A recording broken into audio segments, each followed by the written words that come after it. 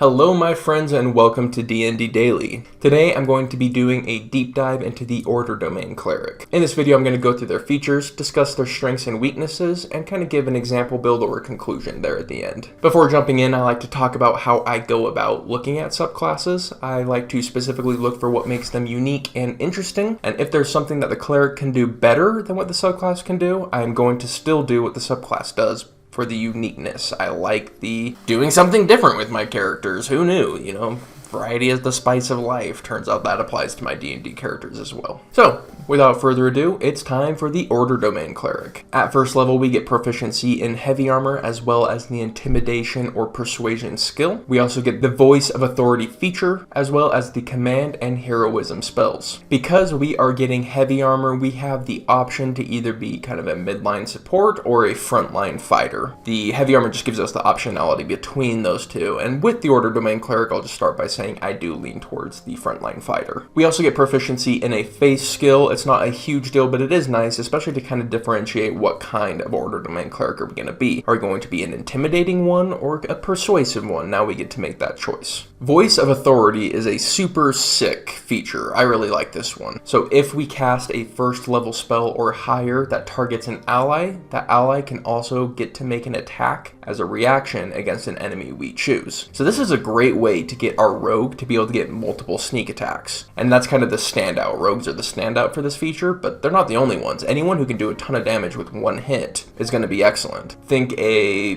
paladin with advantage to potentially get a crit smite is a good person to cast this on. Or a ranger who has hunter's mark on an enemy already, so that they get the d6 plus whatever else they're going to do. Anyone who's hitting hard with one hit is a good target for this. I love this feature because it's the type of feature that makes you feel like a team. It's the type of feature that gets you guys working together and, you know, feeling like a unit. I just love that. Although on the downside is if you don't have an ally who can hit hard with one attack, this feature loses a lot of its value. But not only is it a feature that increases teamwork, it also increases fun.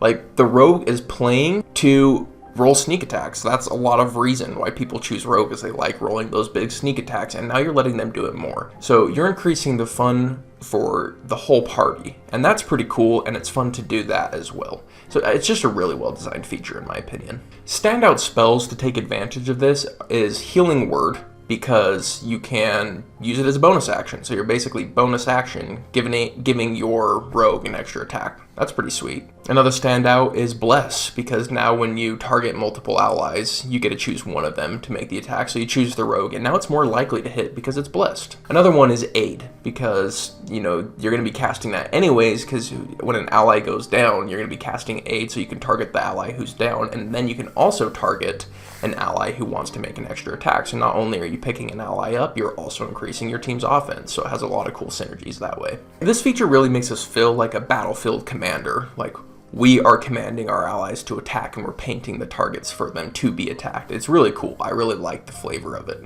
Just keep in mind that if you have the wrong party, this feature is going to lose a ton of value, because if you have no one who can do a hard-hitting attack and all you have is wizards who can just like lightly tickle them, then it's going to lose basically all of its value, which is a little unfortunate. So I wouldn't pick this subclass without knowing that I have a marshal who I'm going to be able to target with this feature. This commander flavor that I was talking about before is going to continue when we move into our spells that we get at first level. The first of which is command. This spell can be taken by all clerics, but it really feels like we are a command specialist, and not really at this level, but it comes on later that we're going to be using command quite a lot. We'll get to that in a bit. As for now though, we can cast it when there's an enemy surrounded by our allies to tell them to flee, which procs all of our opportunity attacks and wastes their action. So it can be a good use of our action in that case. And then out of combat or social situations, it can also be useful to make people drop an item or to come towards you.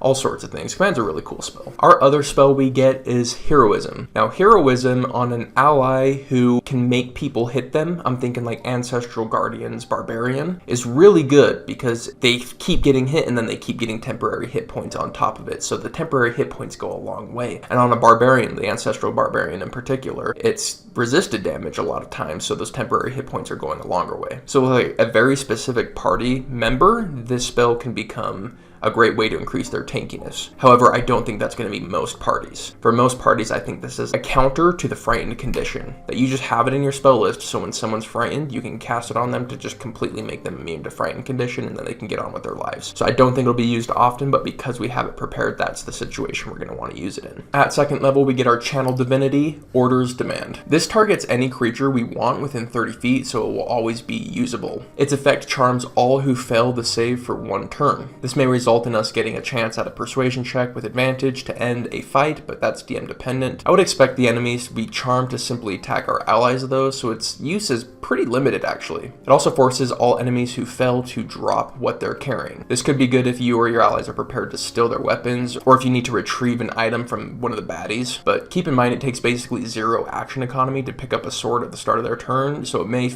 end up feeling kind of useless if we are not picking up their items and the team's not working around it. I think more often than not, using Tasha's optional feature to get extra spell slots is going to be better for us. This doesn't really feel like a very impactful Channel Divinity, but it situationally can be useful. At level 3, we get Hold Person and Zone of Truth. These are both spells that clerics normally get. Hold Person is basically a mark for death spell. So what's kind of cool is that this sets up the exact same teammates that our Voice of Authority sets up, being hard-hitting one-hitters. You know, if we paralyze an enemy, then the rogue is gonna get advantage in an auto crit. So we're basically helping that niche even more here with Hold Person. The fact that our enemies get continual saves to break out means that this won't last forever, but while it's there, it's very, very powerful against that one enemy. And like Command, although all clerics get this spell, it really does feel like it's specific to the Order Domain Cleric, and it continues that commanding, marking for death type flavor that we get, where we just say, okay, everyone murder this person now, and we set them up to do that. Zone of Truth allows us to set up an area that people cannot lie in if they fail their saving throw. It's awesome flavor. The problem is that everyone knows that they're in a Zone of Truth, and you don't have to talk. So you can basically just stand in the Zone of Truth and not allow yourself to get interrogated. If you have an ally who knows Suggestion, you can put them in a Zone of Truth, have them fail it, and then Suggestion them to answer your questions. And now they have to answer your questions, and because they're in a Zone of Truth, they have to answer them truthfully. Although it might be argued that you could just use Suggestion and say, answer my questions truthfully. So you could probably just save the step of the Zone of Truth. It's a spell I want to love, but I just feel like in practice, it doesn't work that great. How about you guys? How do you use Zone of Truth, and has it worked really well for you? Let me know in the comments down below. Level 5 brings Mass Healing Word and Slow. Mass Healing Word is a spell that all clerics get, and it's often outshone by either just normal Healing Word or 8. So it's a spell I'm not super excited to see here, because I feel like it's outshone by spells that cost less than it. I really don't feel like it's bringing a bunch for us. Slow, on the other hand, is a spell that clerics do not have access to, and it's very welcomed on our spell list because it is an area control debuff spell, which clerics just do not get. So it's really awesome for us to have access to that at this level. And so any situation where we're not just going for raw damage output, this is going to be something we lean towards. At level 6, we get the Embodiment of Law feature. This is another feature I absolutely love. We get to cast enchantment spells that are first level or higher as bonus actions, so long as their normal casting time is 1 action. And we can do this our wisdom modifier number of times a day. So Command is a favorite of mine, especially if we get our hands on Booming Blade. So what we do is we hit them with Booming Blade, bonus action, command them to flee. On their turn, they have to flee from us, so they start moving, and we get to reaction, as long as we have Warcaster, Booming Blade, and hit them again. So now they've been hit by our Booming Blade twice,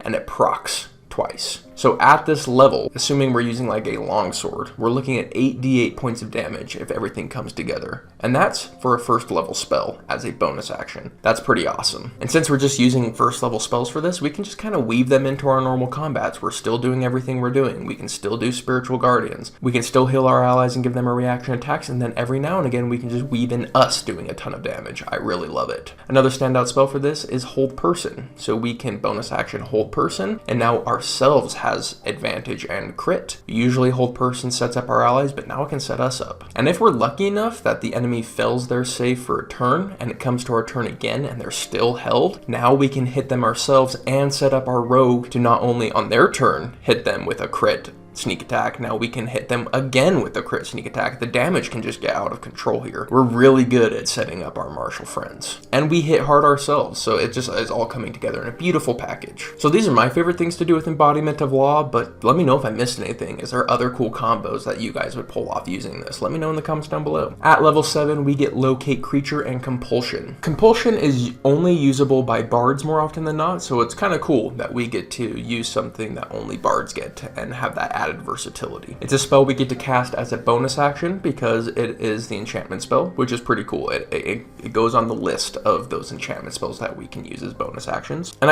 I see this spell as what it's meant to do is to divide and conquer. You cast it on an area, some fail, and they have to move away, and others don't, and they get to still live their lives. So you cast it and then you go fight the enemies who didn't fail while the other ones are just moving. But the problem with this spell is that they get to still take their actions, unlike command. So they don't have to use their action to listen to the compulsion. They can take their action and then they have to move, which is going to lower its use a ton because we're not stealing their actions anymore. So they can just shoot an arrow and then move. And also they get a saving throw at the end of every single turn, so we can't expect it to last that long. So it's a spell that's really held back is how I feel about it. It has a lot of potential, but these downsides really keep it from being top tier. I can see us casting it every now and again, but I don't see it being a staple for us. Locate Creature is a spell that all clerics get, and it's a spell that's close to my heart. The most exciting chase sequence I ever experienced in D&D was off the back of Locate Creature, and it was a whole session chase using Locate Creature to continue finding this creature and trying to stop them as they were fleeing. It was awesome. It was a great time. That being said, this spell is made somewhat redundant by Locate Object, because Locate Object is 2 spells lower, and it's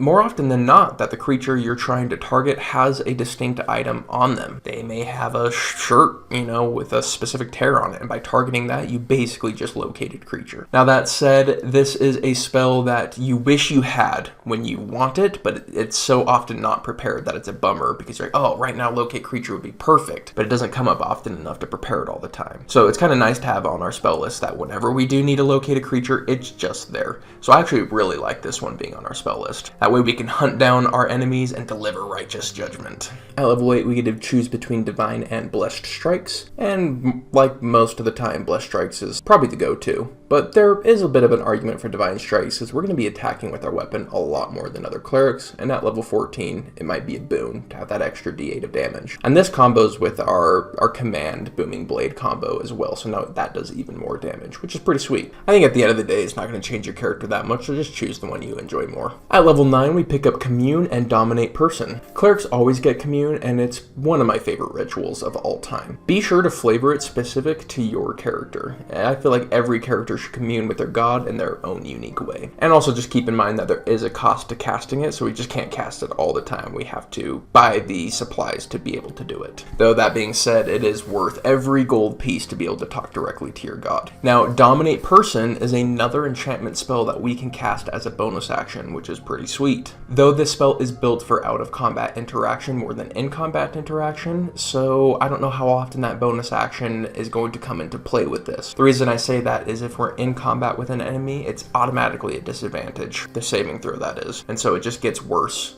in combat than it is out of combat. But out of combat, this is so great. It can solve so many issues, and it's just a really powerful spell, and it can also be used to initiate combat, so there is that. Interrogations, infiltrations, robberies, you name it. Out of combat stuff, this is a very great spell. Order's Wrath is a level 17 feature, and it's our capstone feature. Ultimately, this boils down to an extra 2d8 points of damage if we hit, and then our ally hits with an attack. This is super underwhelming. It's absurdly underwhelming for a capstone feature, but hey, at least it keeps us feeling like we're doing team synergy and commanding flavor. But boy, this is lame. I have no other way to say it. This is probably the lamest of the capstone features for clerics. Super dumb. Alright, as for the build, I recommend taking a look at the High Commander video on our channel. It'll be under the character builds. That will go more in depth in building an Order Domain Cleric, and I go through the Booming Blade combo and the setup for that all in that video, so check it out. But for me, the Order Domain Cleric fits perfectly into the Gish Cleric playstyle. I often say that clerics fall into 2 places, with very few exceptions. They're either the midline support or they're Gish battle mages, and this cleric is perfect for that Gish battle mage. Now, I talked about how the Forge Domain Cleric is a perfect fit for a Gish battle mage. And it is. It's a super simple, straightforward, it just falls into the place perfectly. You turn on Spiritual Guardians, and because you have such a high AC, they're going to have a hard time turning it off. I would say that the Forge Domain Cleric is a Spiritual Guardians specialist. But here's the thing, is the Order Domain Cleric can do the same thing, maybe a little bit less efficiently, but can do the exact same thing, but then on top of that has tons of extra combos that they can pull off. That command combo, hold person combo, then they have the AoE control. They feel like they're more of a versatile and interesting battle mage to me. So you get less of that beginner friendliness here, but you get more versatility. So for me personally, if I'm looking at playing a Gish Cleric, I'm looking here first. I really like this subclass, and I'm not supposed to take sides, I'm supposed to evaluate them all, but I gotta say, like, some of them just stand out to me as really, really fun, and the Order Domain Cleric is one that does that. And here's the thing, is I want to know how you would build your Order Domain Cleric, what you would do different, how would it be fun for you? Just like, fill me in, tell me the character backstory, give me the build, I'd love to hear it. I've been doing a ton of these Cleric deep dives. If you enjoyed this one, you're probably going to enjoy the other ones. We have some up already, and we're going to have some coming in the future, so check out that playlist and hit the subscribe button, and I'll see you on the next one. Peace.